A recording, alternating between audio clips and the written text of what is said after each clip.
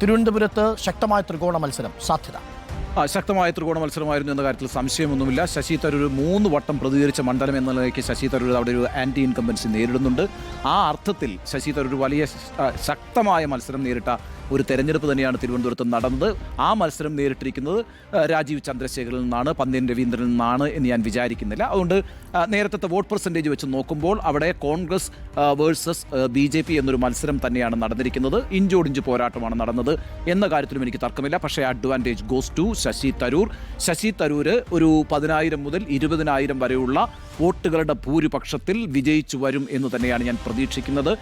ഏതാണ്ട് 2014 സമാനമായ സാഹചര്യം. 2014 ഒ രാജഗോപാൽ വളരെ ടഫായ ഒരു കോമ്പറ്റീഷൻ നൽകിയിരുന്നു ശശി തരൂരിന്. അന്ന് വളരെ മിനിമം ഭൂരിപക്ഷത്തിൽ, എനിക്ക് തോന്നുന്നത് 20,000 താഴെ വോട്ടിന്റെ ഭൂരിപക്ഷത്തിലാണ് ശശി തരൂർ വിജയിച്ചു വന്നത്. ഇപ്രാവശ്യവും 2014 നിന്ന് 2024 എത്തുമ്പോൾ 24-ലെയും 14-ലെയും സാഹചര്യം ഒന്ന് തന്നെയാണ്. ഒരു മിനിമം ഭൂരിപക്ഷത്തിൽ Shashi Tharoor will win Trivandrum constituency. Okay Smriti, നമുക്കിനി വളരെ ചുരുങ്ങിയ സമയമുള്ളൂ. 1.5 മിനിറ്റിൽ താഴെ നമുക്ക് ഞാൻ അധികം സമയം എടുക്കില്ല. ശശി തരൂർ നന്നായി കിതച്ച് അവസാനം ജയിക്കും. കഷ്ടപ്പെട്ട് ജയിക്കും. സെക്കൻഡ് രാജീവ് ചന്ദ്രശേഖരും തരൂരും തമ്മിൽ തന്നെയാണ് മത്സരം, പ്രധാന മത്സരം. ഓക്കെ, തിരുവനന്തപുരത്തും അത് തന്നെയാണ് എൻ്റെ ടേക്ക്.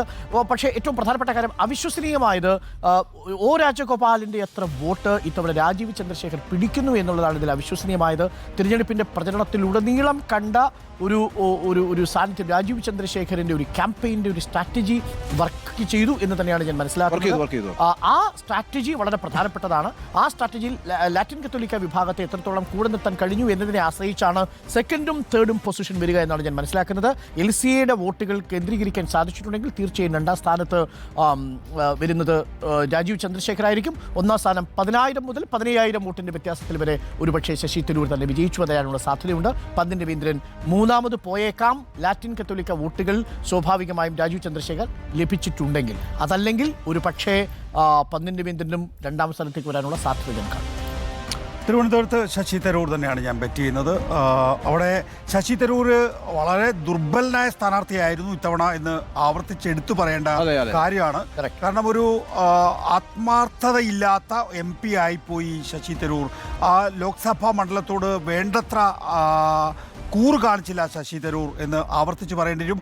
അതുകൊണ്ടാണ് യഥാർത്ഥത്തിൽ ഇത്തവണ BJPക്ക് ഒരു ഫൈറ്റ് കൊടുക്കാൻ കഴിഞ്ഞത് എന്ന് വിശ്വസിക്കുന്ന ആളാണ്. എങ്കിലും ശശി തരൂർ നേരിയ ഭൂരിപക്ഷത്തിന് ജയിച്ചു വരുമെന്നാണ് ഞാൻ കരുതുന്നത്. പക്ഷേ 2ാം സ്ഥാനത്ത് പന്ന്യൻ രവീന്ദ്രൻ വരാനുള്ള സാധ്യതയും ഞാൻ കാണുന്നുണ്ട്. ഞാനത് പ്രെഡിക്റ്റ് ചെയ്യുന്നില്ല.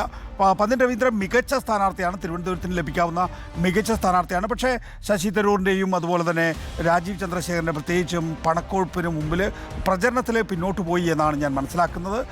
അതുമാത്രമല്ല, അവിടെ ഈ ന്യൂനപക്ഷ വോട്ടുകളും മതേതര വോട്ടുകളും സാധാരണഗതിയിൽ കൺസോളിഡേറ്റ് ചെയ്യുക, അവസാന വട്ടത്തിൽ മുന്നിൽ നിൽക്കുന്നു എന്നുള്ള പെർസെപ്ഷൻ സൃഷ്ടിക്കുന്ന സ്ഥാനാർത്ഥിക്കാണ്.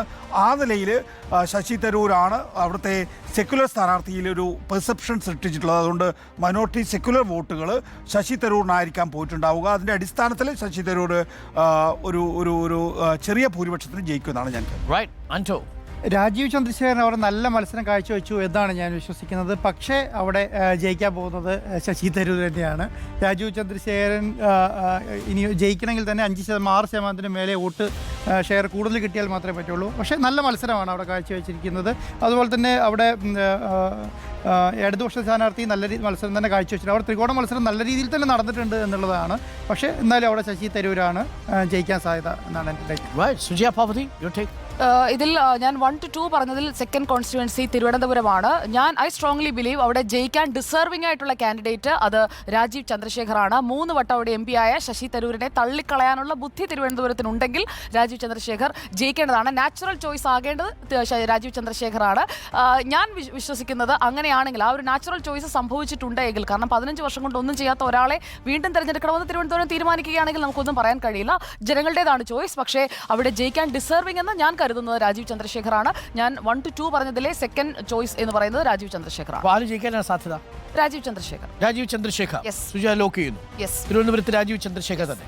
സോ നമ്മൾ തിരുവനന്തപുരത്തിന് നോക്കിയാൽ 5 പേരുടെ അഭിപ്രായത്തിൽ രാജീവ് ചന്ദ്രശേഖർ 2ാം സ്ഥാനത്ത് വരും. സുജയ മാത്രമാണ് രാജീവ് ചന്ദ്രശേഖർ തിരുവനന്തപുരത്ത് വിജയിക്കുമെന്ന് പ്രെഡിക്റ്റ് ചെയ്യുന്നത്. Okay, that's the lock. അതാണ് തിരുവനന്തപുരം കോൺസ്റ്റിറ്റ്യുവൻസിയുടെ ടേക്ക്.